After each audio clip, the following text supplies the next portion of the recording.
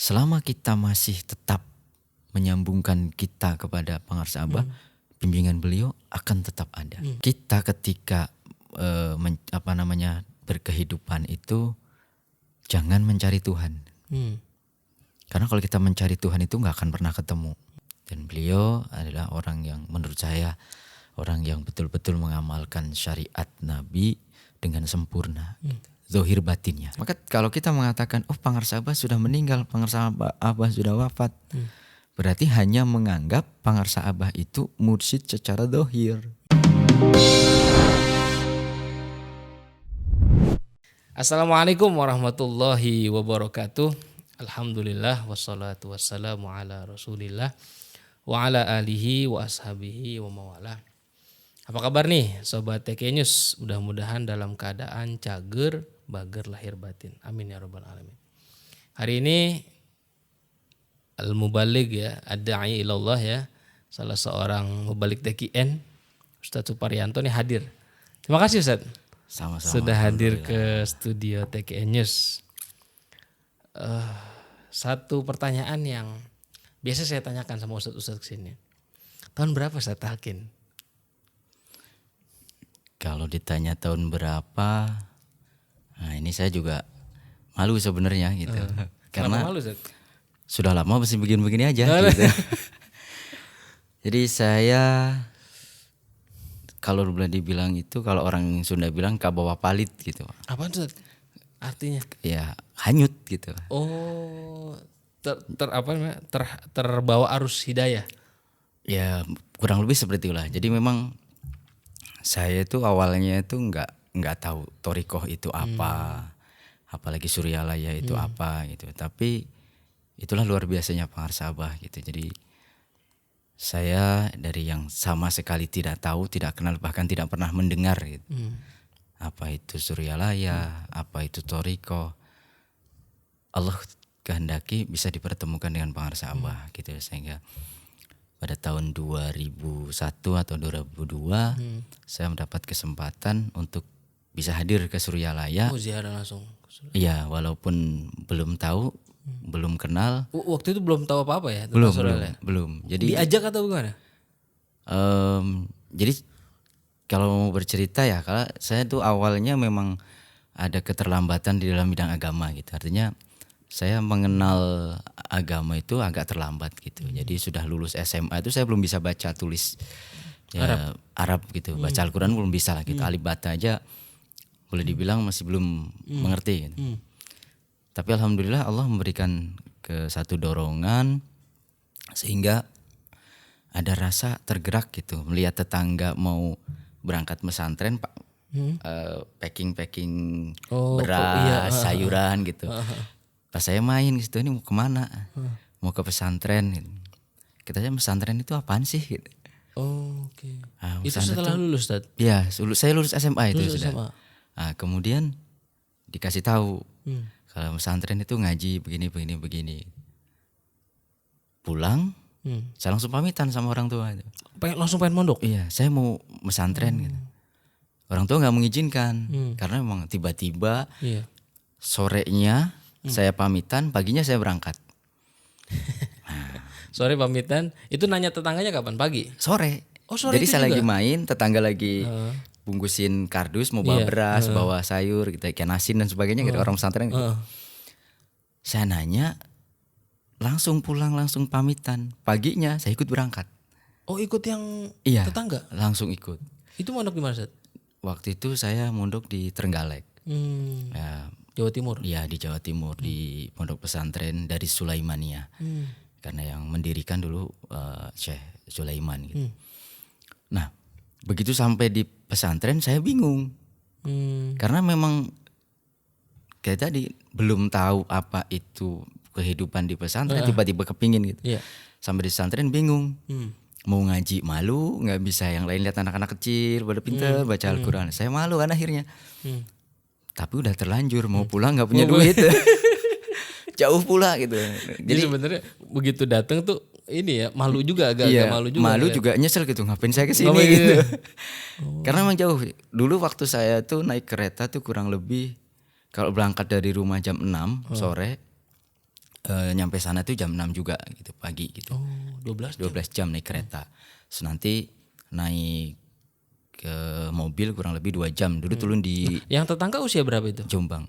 Seinian saya gitu, sepantaran Oh, saya. sepantaran. Oh, oke. Cuma karena dia memang sudah lama, jadi begitu di pesantren dia waktu itu sudah Punya basic aliyah, ya. Dia udah aliyah. udah punya basic dia. Iya, sudah aliyah, sudah masuk ke mempelajari alfiyah gitu. Saya belum bisa, akhirnya bingung sehari 2 hari mau ngaji juga mulai akhirnya cuma duduk diam di depan kamar gitu.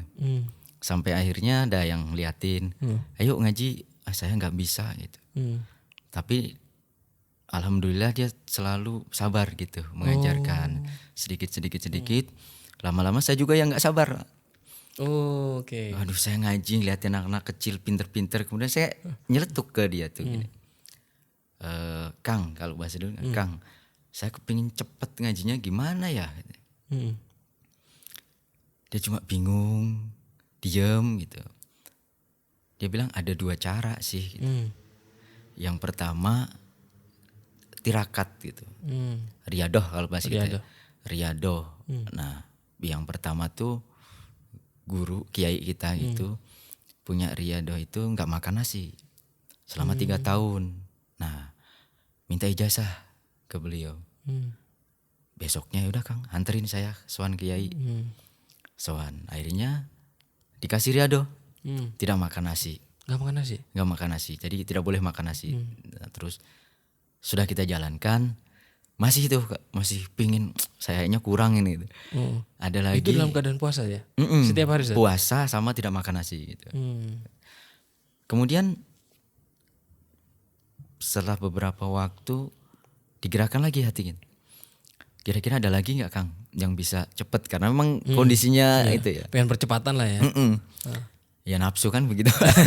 Pengennya yang cepet gitu. Tapi nggak apa-apa kan, kalau untuk ilmu kan kita tamak nggak apa-apa. Iya, terus ada lagi, ada sih tapi berat katanya. Apa itu katanya? Ziarah katanya. Wah ziarah mah nggak berat. Ziarah mah kita kan juga sering ziarah. Iya. Ziarah tapi nggak boleh naik kendaraan. Jalan kaki? Naik apa? Iya jalan kaki. Wah iya. Beneran ini. Tapi kalau misalnya ini gimana ya? Beneran nggak? Gitu. Coba ada beberapa yang sudah jalan kaki, tanyain ya. Nah, saya ketemuin. Gimana sih rasanya kalau jalan kaki? Oh, ada rasa ini nih, terus ada mendapatkan ilmu ini. Nah,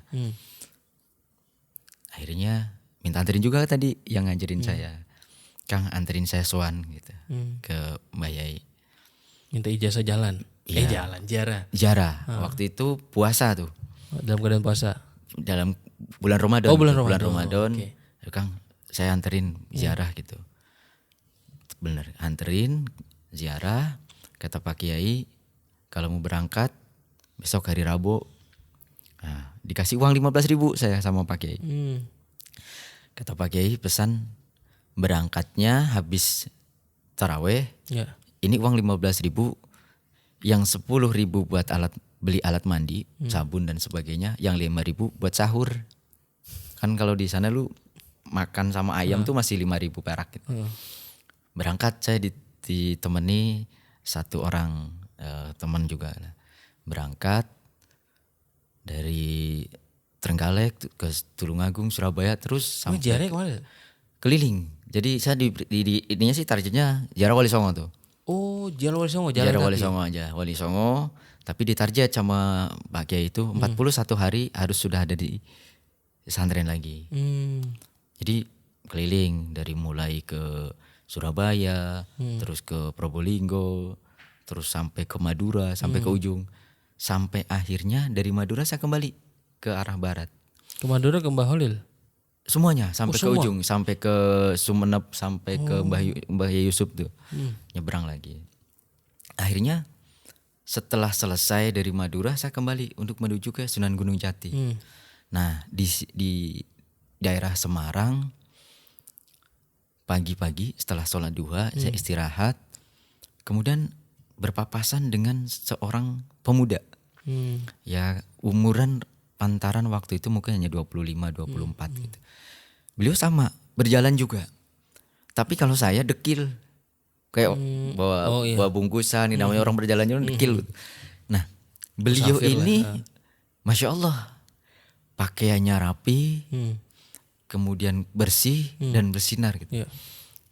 Kemudian beliau manggil, kita berdua dipanggil, sini, gitu. Mampir dulu. Nah mampir, beliau berikan satu bungkus roti, yang roti bantal itu yang kayak itulah, roti sobek ya, Roti yang ada sobek. 6 itu dah. Ada 6 itu. Iya. Kita bertiga kan, saya sama teman sama beliau, masing-masing diberi Dua-dua. dua. Terus beliau ngobrol, mau kemana?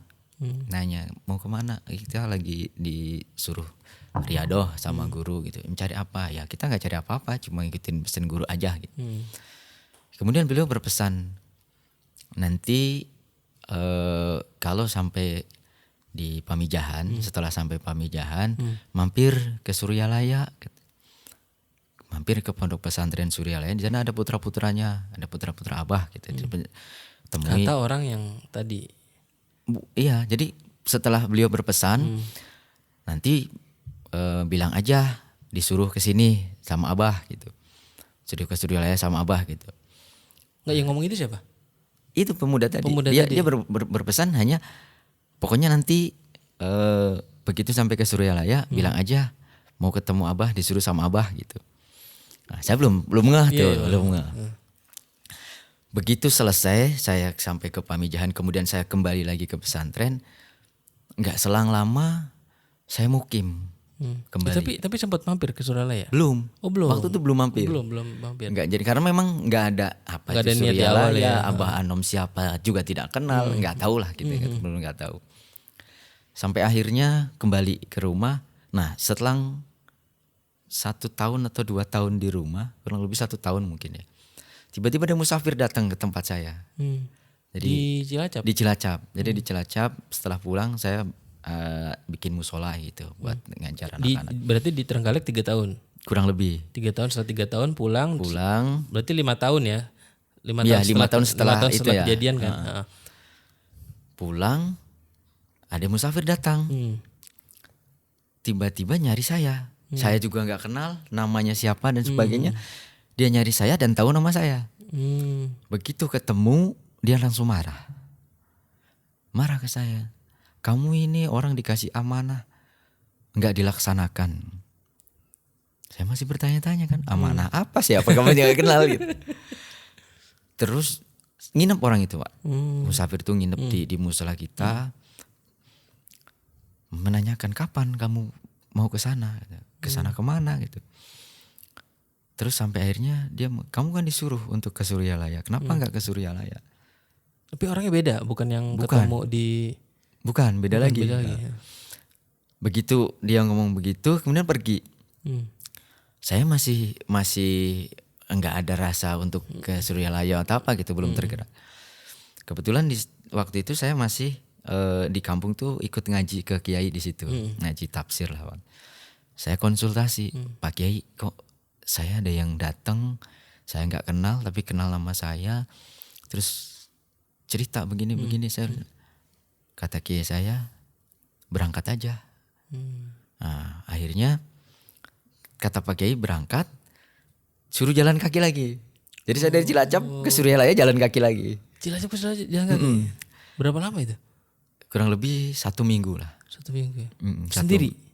Berdua. Oh, berdua. Sama Pak Kiai itu nggak boleh sendiri, harus ditemenin, ada yang nemenin gitu. Nah akhirnya berangkat saya ke Suryalaya, sampai di daerah Panumbangan ya. Malam-malam kurang lebih jam 12, tiba-tiba saya di stop tuh di depan kantor polisi Panumbangan.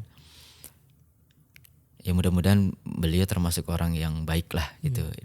Ada namanya polisi itu Pak Haji Suhada. Saya masih ingat banget, beliau tuh panggil saya. Begitu saya dipanggil, suruh masuk musola, langsung suruh makan. Di situ dia sudah nyiapin gurame bakar. Polisi itu? Polisi itu. Kata beliau, kalau mau bareng sama Bapak, sekarang Bapak mau ke Suryalaya, mau naik mobil gitu. Oh enggak Pak, saya nanti aja gitu. Bapak mangga kalau mau ke Suryalaya duluan gitu. Kata beliau, ya udah. Ini ketemunya gimana sama polisi? Nggak tahu. Polisi itu tiba-tiba manggil aja. Kita lagi jalan tiba-tiba manggil. Dan beliau memang ikhwan. Oh, emang ikhwan. Memang ikhwan, dan waktu itu saya pernah ketemu dengan beliau. Jadi beliau berpesan tuh, besok ketemu di Suryalaya gitu. Nah ternyata hari Jumat saya pertama kali ke Suryalaya itu paginya memang bertemu dengan beliau. Dan beliau termasuk ke ikhwan yang memang khidmat ke Suryalaya. Sampai akhirnya begitu saya sampai ke Suryalaya paginya itu masuk ke Kamtib itu. Sampai pagi tuh ya. Pagi karena saya nginep dulu di Polsek itu. Habis subuh baru jalan. Sampai Suryalaya itu kurang lebih jam 7 lebih lah gitu. Orang kan biasa dulu ngaras tuh pagi-pagi itu udah tutup. Pagi-pagi ngaras udah tutup. Begitu sampai ke Kamtib saya bingung. Assalamualaikum, waalaikumsalam, dari mana? Dari Cilacap Pak gitu. Mau apa ke sini?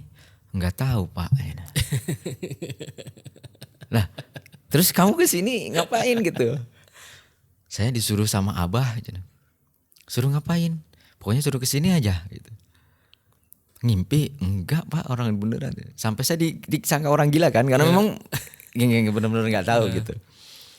Kemudian yang di Kamtib itu masuk ke madrasah ya. Setelah masuk ke madrasah keluar lagi, kemudian saya diantarkan ke Wisma Bogor. Disuruh nginep gitu, suruh nginep ke Wisma Bogor. Begitu masuk Wisma Bogor, pertama kali masuk takjub gitu, ini rumah gede banget ya gitu. Begitu udah mandi, udah nggak betah, mau pulang aja saya pikirannya tuh. Udah saya mau pulang aja. Nah akhirnya keluar lagi tuh pulang. Begitu sampai Kamtib lagi saya pamitan, Pak saya izin mau pulang. Begitu bilang izin mau pulang, Itu udah nginep berarti? belum jadi nginep. Oh nggak jadi nginep? Belum jadi nginep. Kan sampai pagi.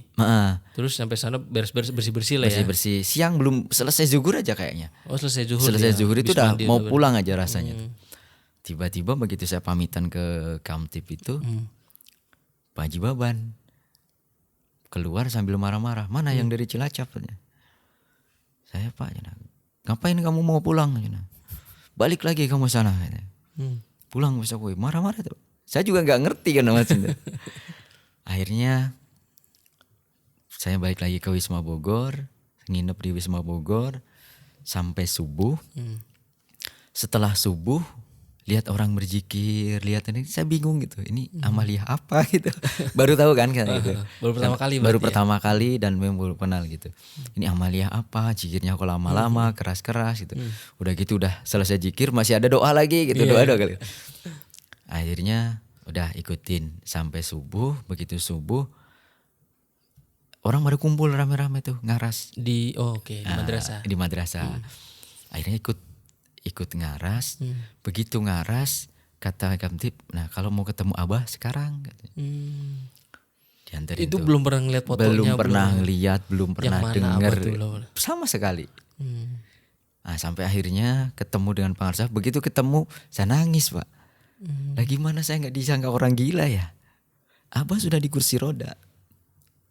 Waktu saya pertama kali ke Suryalaya. Saya nangis, Masya Allah. Ternyata memang luar biasa buat saya gitu. Nah, kemudian setelah itu pas ngelihat Abah aja belum salaman. Iya, salaman sama Abah. Gitu. Baru setelah keluar tuh baru sadar pantesan aja gitu. Saya disangka orang gila karena saya bilang ketemu kesini disuruh Abah. Abahnya di kursi roda gitu kan. Saya dibilang mimpi, enggak, saya tetap kekeh gitu. Makanya ada satu yang orang bilang ini kamu sadar apa enggak gitu. Dia memang luar biasa beliau lah gitu. Selesai ketemu beliau, kemudian saya disuruh talqin. Sama dulu tuh Pak siapa yang Siregar, Pak Agus Siregar. Jadi pas bertatapan sama Abah tuh bermuajah enggak ngomong apa? Enggak, cuma salaman. Kan dulu kan banyak tuh ngantrinya. Salaman udah keluar, kemudian belum masih santai duduk di depan situ. Kemudian kata Pak Agus suruh ke talqin. Begitu selesai talqin. Talqin di mana Ustaz? Di masjid. Oh di masjid. Di masjid. Siapa waktu itu? Nah waktu itu pas ada tamu, jadi setelah ngaras itu masih ada yang talqin. Waktu itu saya masih ditalqin pertama kali sama yang Batak itu siapa? Wakil talqin yang Nasution. Pak Nasution. Nah, Pak Nasution kan nalkin keras. Sepanjang talkin saya merasakan hal yang luar biasa. Nangis saya di situ. Masya Allah, begitu luar biasanya. Nah, setelah selesai baru saya pamitan. Pamitan ke apa? Pamitan ke Kamtib. Tiba-tiba Pak Haji Baban pun keluar lagi sambil buka pintu. Kata beliau, sok ayeuna rek mau balik gitu. Tapi nanti kalau pingin kesini jangan ditahan-tahan. Pulang bekal buku Kudul Juman kan. Buku Kudul Juman. Dikasih beli buku Kudul Juman. buku. Beli suruh beli bukunya bawa tuh. Jadi di rumah tuh ngamalin. Begitu di rumah ngamalin gitu sama tetangga, ini aliran apa lagi katanya. Karena memang asing di tempat saya, memang tidak ada yang mengamalkan Di Cilacap belum pernah nemu ya. Ada orang TKN itu belum. khususnya di kampung saya gitu. Memang belum ada, asing betul gitu. Kurang lebih 2 tahun saya mengamalkan, ya walaupun sendiri, walaupun ini, tiba-tiba ada rasa malas yang luar biasa gitu. Rasa malas yang luar biasa, tapi walaupun kita malas, zikir kopi nggak bisa hilang gitu. Zikir jahar mungkin malas ya, tapi zikir kopi itu nggak bisa hilangan. Sampai akhirnya ada rasa dorongan, saya pingin ke Suryalaya gitu. Pingin, ini ke Suryalaya, tapi nggak jalan lagi nih, naik mobil aja. Sampai Suryalaya,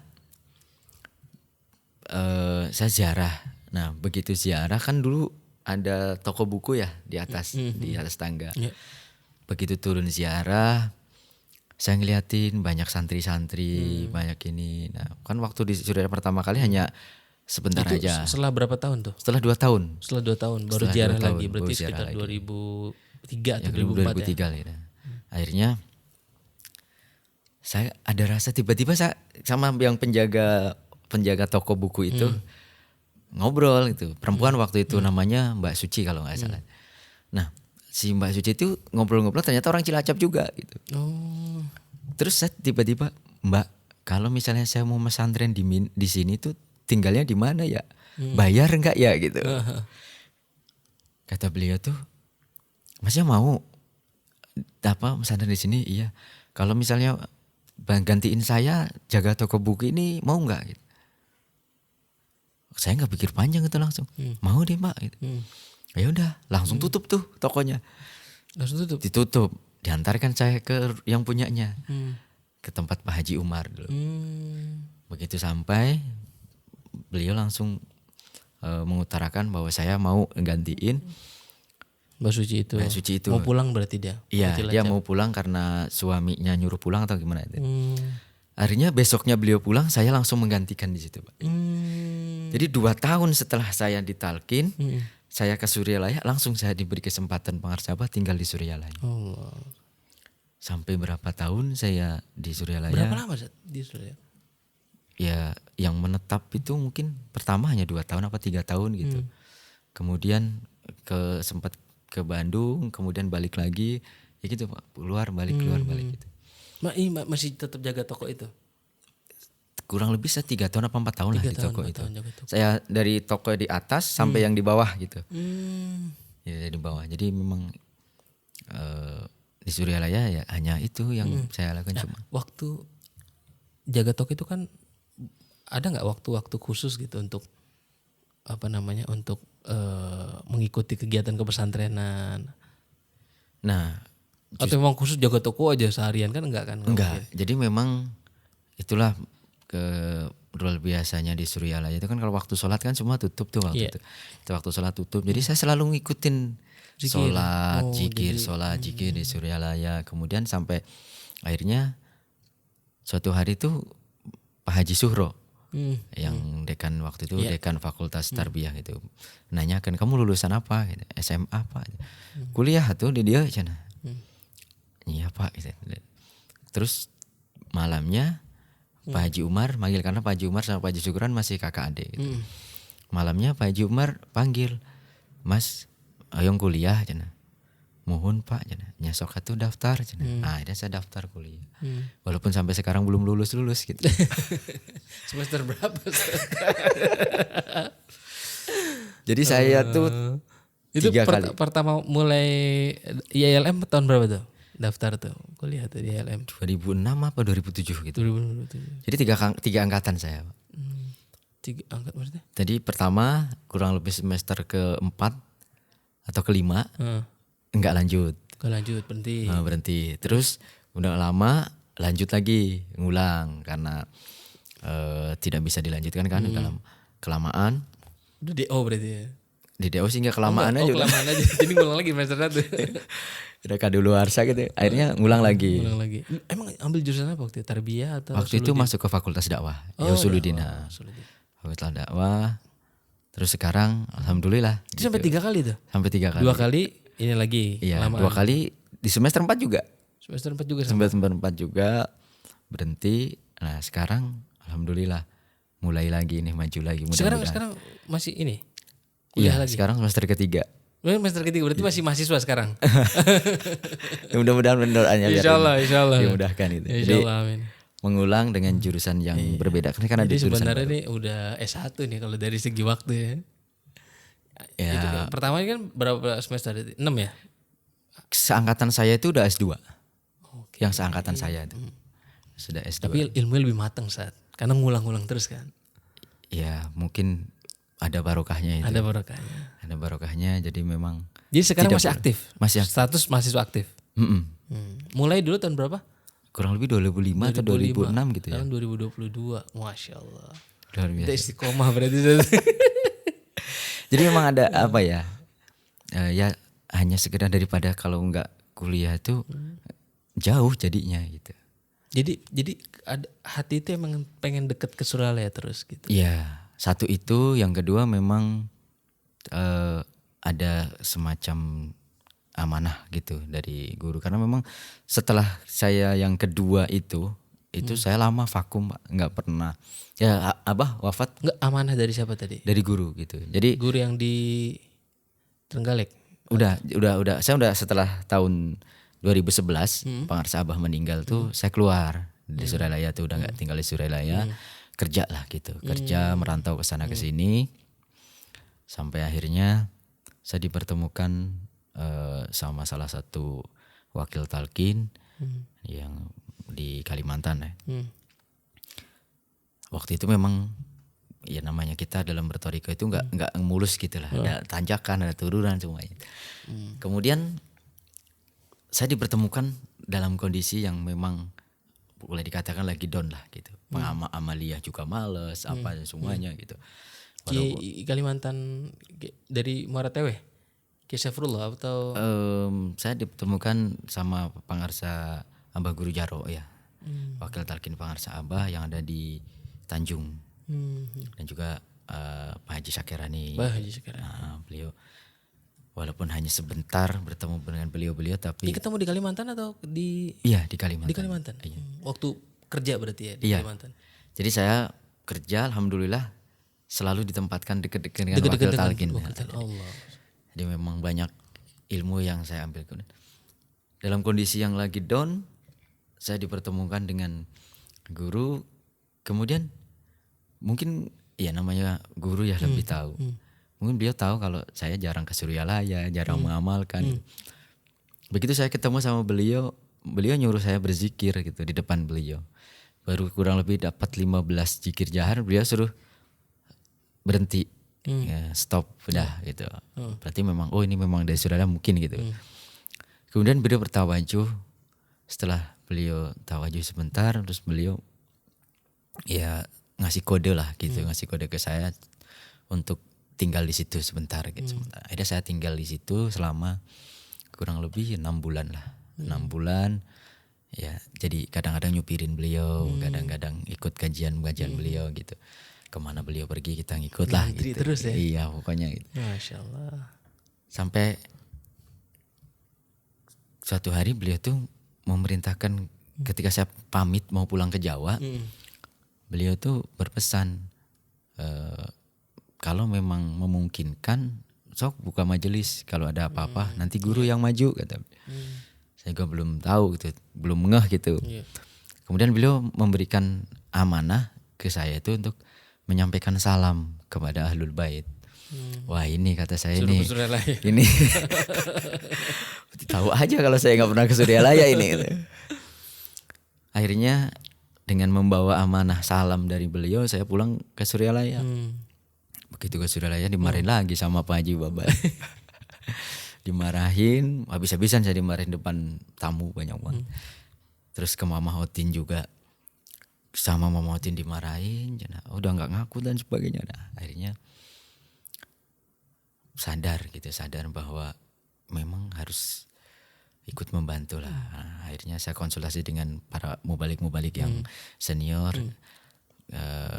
ya salah satunya ke Pak Acep Rijalullah gitu kan, memang deket lah gitu. Akhirnya saya konsultasi, ini gimana ya, bising amanah itu, bising tugas katanya dia.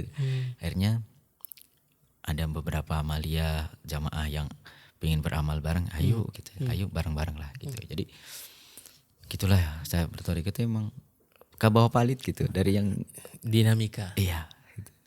Dan saya kira juga banyak yang ngalamin Ustaz. Itu sebagai sebuah apa ya? Ya sebuah riado lah, karena memang kita sebagai murid harus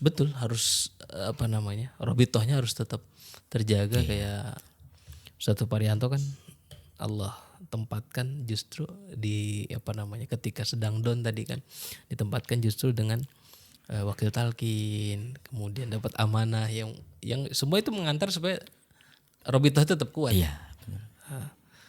Ada ini Ustaz, ada ada pengalaman lain dengan pengarsa Abah semasa masih hidup?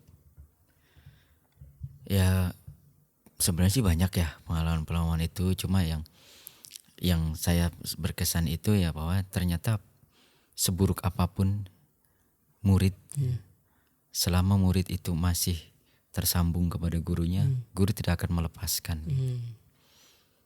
Itu yang saya, karena memang kalau dipikir saya ya dalam kehidupan bertasawuf kemudian bertauriqah belajar itu memang Masya Allah gitu, luar biasa lah gitu.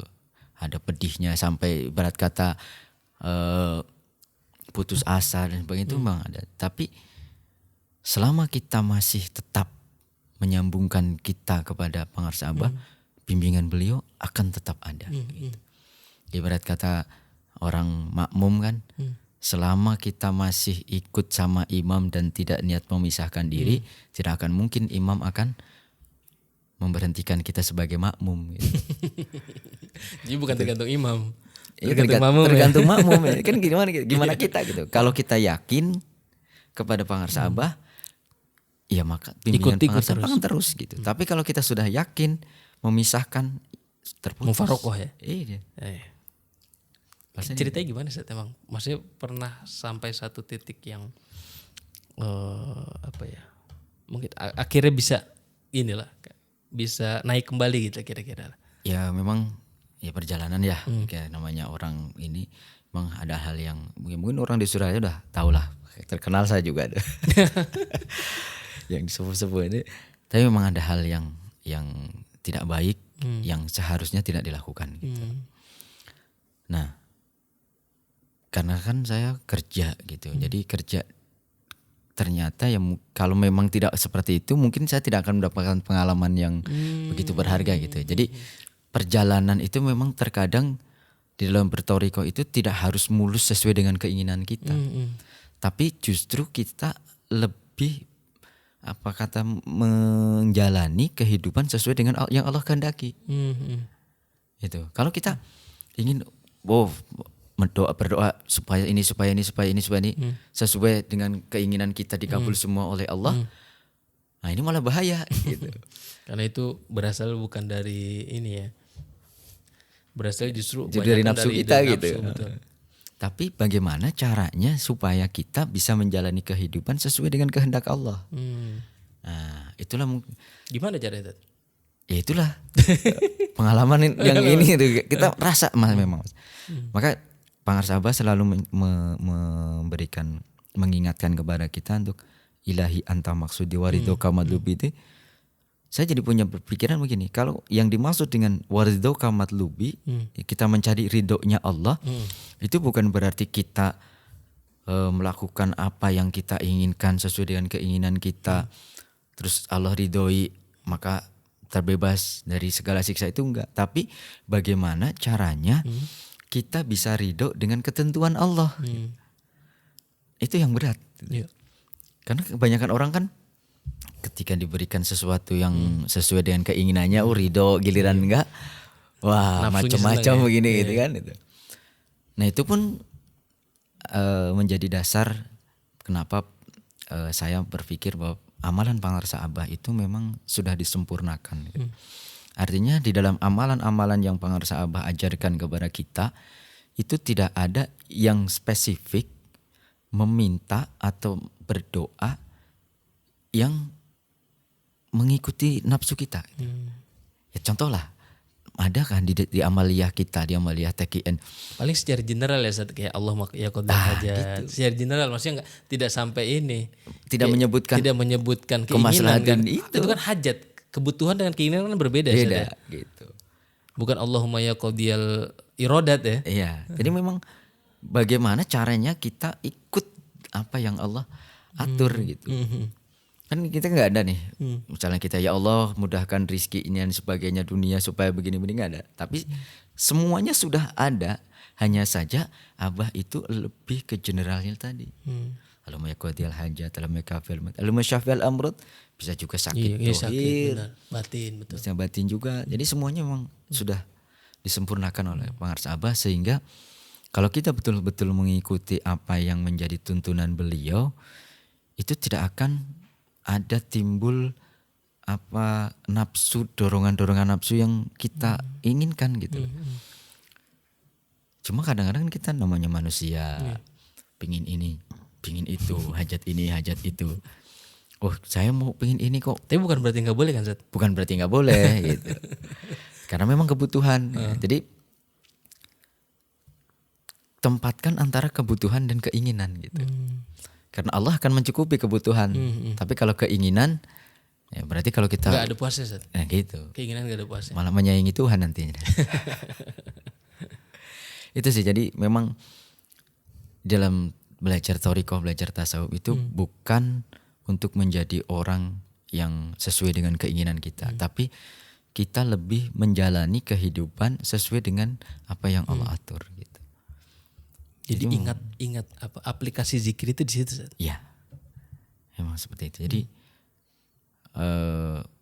kita tugasnya kalau di dalam tanbih kan ada tuh anggur mah buktikeun kahadean sinamadal tina kasucian. Artinya tugas kita tuh hanya mendohirkan kebaikan-kebaikan yang ada di dalam kelembutan diri kita gitu. Makanya dia ada latifah-latifah ini. Artinya kita hanya menzohirkan.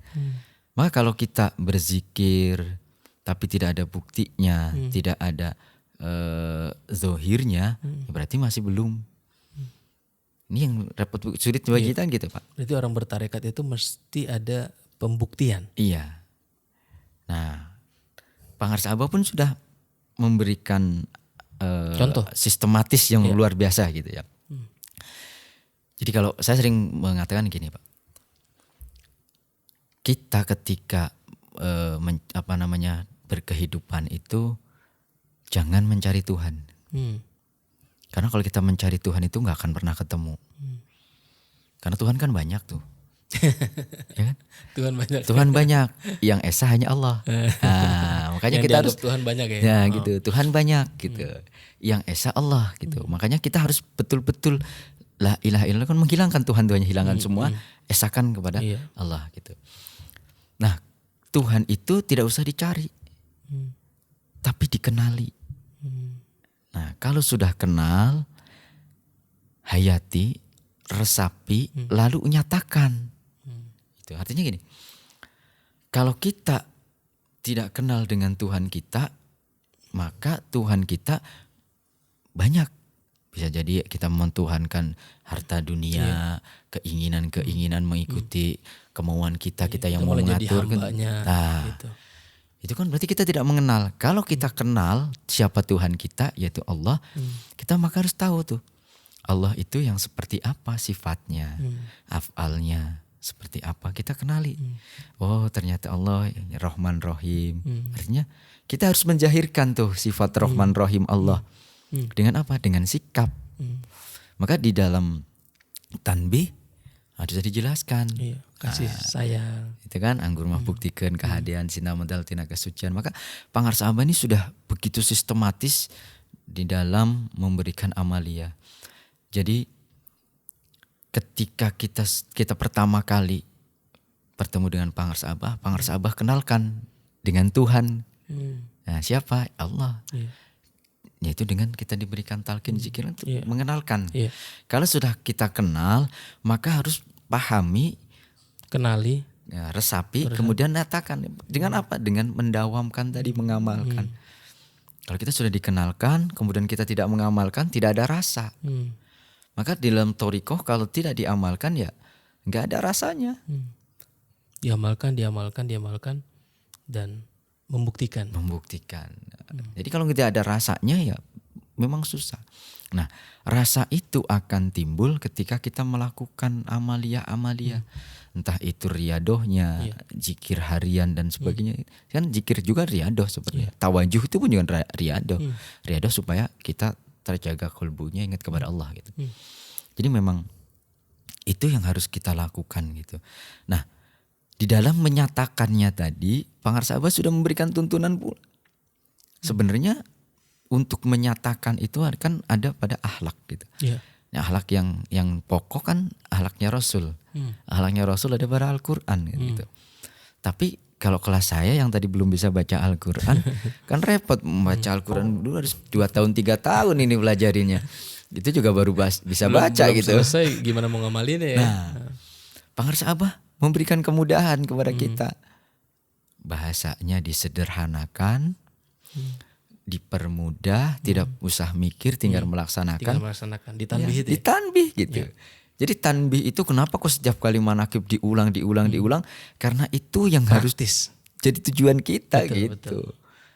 Jadi kalau kita sudah bisa mengamalkan tanbih secara utuh, ya jadi wali sampai wali. Kan gitu. Kan kalau kita mengikuti tanbih berarti kita mengikuti syariat Nabi kan. Karena akhlak Nabi ada pada Al-Quran. Dan tanbih itu adalah bahasa sederhana daripada Al-Quran. Maka kalau kita mengamalkan tanbih, mengamalkan Al-Quran, mengamalkan syariat Nabi, mengamalkan akhlak Rasul. Ya, berarti kan jadi waliullah. Karena dari Nabi kan gak mungkin gitu. Tapi untuk ke situ ya butuh panjang proses lama dan butuh perjuangan yang luar biasa. Sampai mati, Ustaz? Belum tentu juga. Memang itu Masya Allah Pak. Makanya kita sangat bersyukur sebenarnya. Bersyukur ya Kak, apalagi saya ya yang ya dengan begitu nol yang tiba-tiba Abah tarik gitu. Abah tarik sampai dipertemukan, sampai diberi kesempatan tinggal di Suryalaya, sampai bertahun-tahun memang sangat bersyukur. Artinya betul-betul diberikan hidayah oleh Allah. Dan ya saya gak bisa berkata apa-apa lah. Saya hanya cuma bisa berpesan jangan pernah berpaling. Karena sedikit saja kita berpaling dari para sahabat, tidak yakin, ada keraguan sedikit saja, maka seluruh keberkahan dari beliau akan hilang. Kalau orang pernah ragu, pengen balik lagi gimana, Ustaz? Cepet-cepet. Ya, karena kita nih kasarnya ngomong, durhaka kepada orang tua masih ada tobatnya. Tapi kalau kita sudah durhaka kepada guru, apalagi guru mursyid, tidak ada obatnya, tidak ada tobatnya. Nggak bisa tobat. Tidak ada, karena dengan kita tidak yakin kepada mursyid yang kamil mukamil, berarti kita tidak yakin kepada ajaran beliau. Kalau kita tidak yakin kepada ajaran beliau, berarti tidak yakin kepada ajaran Rasul. Kalau kita tidak yakin kepada ajaran Rasul, berarti tidak yakin kepada Allah. Kalau tidak yakin kepada Allah berarti kufur juga kan. Iya. Karena ya tadi beliau adalah orang-orang yang dipilih oleh Allah, diberikan keutamaan menjadi pewaris ajaran Rasul, pewaris Nabi, ilmunya tersambung. Maka ibaratnya ada yang sering mengatakan seandainya kita jadi debu asalkan nempel di kaki Abah itulah alhamdulillah. Alhamdulillah. Karena kalau kita mengandalkan amal nih Pak, 1000 tahun kita beramal atau mungkin 1 juta tahun kita beramal, belum tentu amal itu akan menyampaikan kita kepada Allah. Tapi dengan kemuliaan, keberkahan daripada Syekh Mursyid, itu yang akan menghantarkan gitu. Jadi Syekh Mursyid bagi kita ini ada pemilik 4 hal gitu kalau saya bilang. Sohibul barokah, sohibul karomah, sohibul ijazah, sohibul syafa'ah. Sohibul barokah, ya apa yang kita lakukan itu mudah-mudahan ada keberkahan dari ya barokah gitu. Kita mendapatkan amaliyah, mengamalkan amaliyah Banyak bekas keberkahan, beliau, berkahan dari beliau. Kemudian kita diangkat derajatnya oleh Allah, dibersihkan ruhani kita, dibersihkan diri kita atas apa? Atas kemuliaan daripada guru. Karomahnya beliau. Karomah guru. Terus setelah dibersihkan supaya tidak kotor lagi, diisi. Ya kan ijuhibul ijazah, ilmunya diisi. Makanya kajian, hikmat ilmiah, kemudian hikmat amalia itu beliau selalu mengisi, menambah terus. Maka kalau kita semakin lama istiqomah terus-terus, insya Allah Allah akan terang. Nah yang terakhir ini yang sulit kita cari, sohibul syafa'ah. Jadi mursyid itu orang yang bertanggung jawab bagi kita, yang murid-muridnya, dunia akhirat. Harus dicukupi dunianya, harus dijaga di akhiratnya, jangan sampai masuk neraka. Jadi tugas mursyid itu ya dunia Tugas akhirat. mursyid. Dan kita nggak bisa asal ngaku-ngaku murid aja Ustaz ya. Nah, boleh ngaku gitu, tapi belum Boleh tentu ngaku benar. belum tentu diaku ya. Iya.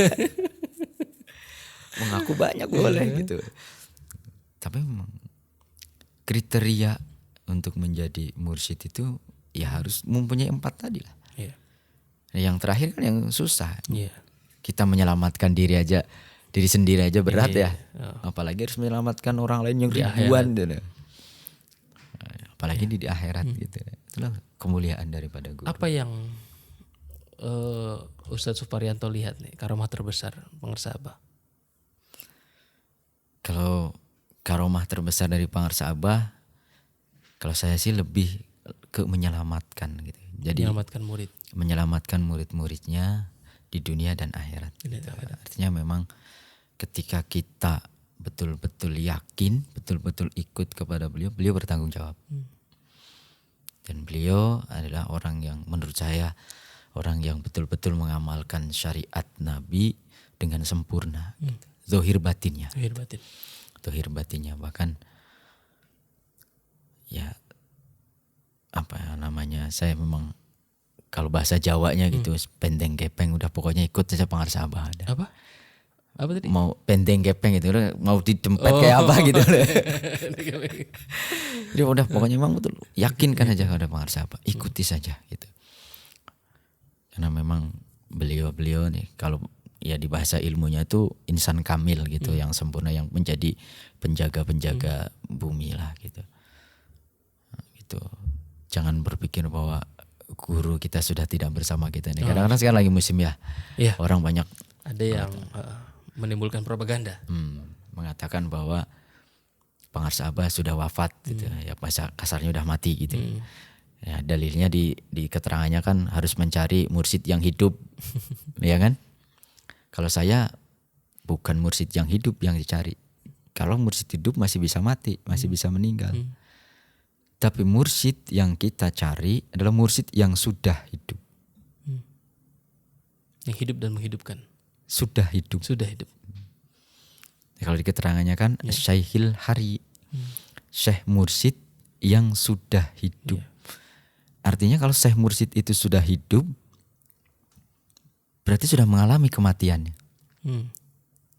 Nah, yang dimaksud dengan kematian yang dialami yang pertama itu, kematian yang pertama itu adalah mati secara ruhaninya. Kayak kita ini mati sebenarnya, Pak. Oh ya.